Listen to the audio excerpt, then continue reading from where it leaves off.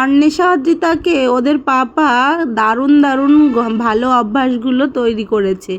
এই যে রেগুলার ডাব খাওয়ানো, এখন তো বাড়ির গাছ থেকে পেরেছে, সেজন্য মাঝে মাঝে বাড়ির গাছের ডাবগুলো খাচ্ছে, কিন্তু গরমের সময় প্রতিদিন ওদের একটা করে ডাব খাওয়ানো হতো।